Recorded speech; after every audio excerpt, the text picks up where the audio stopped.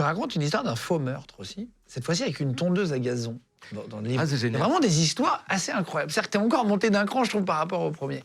Mais c'est l'histoire vraie. Donc, j'ai un gars qui se prenne dans un... Et là, je me mets en scène, parce que Philippe, dans le bouquin, c'est moi. Elsa, c'est mon chien. Et Nadine, c'est ma femme. Donc, tu vois, je nous mets en scène et c'est moi qui meurs. Tu changes les prénoms de l'histoire. Je change toujours les prénoms. On retrouve jamais les mêmes.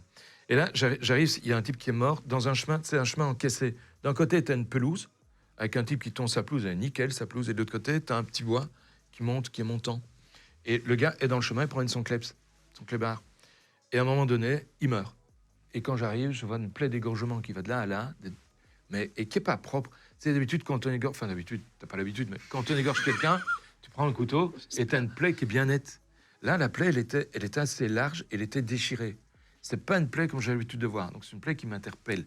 Je me dis, c'est pas habituel. Tu vois l'habitude. Avec l'habitude, tu finis par voir des trucs que tout le monde ne voit pas parce que justement, tu as l'habitude d'en voir. Bien sûr, bien Donc, sûr. des égorgés, j'ai l'habitude d'en voir. Et puis, bon, l'affaire se déroule. On imagine qu'il y a quelqu'un qui est arrivé derrière le gars, dans le chemin encaissé, avec un couteau qu'il a égorgé, il est tombé là. Voilà.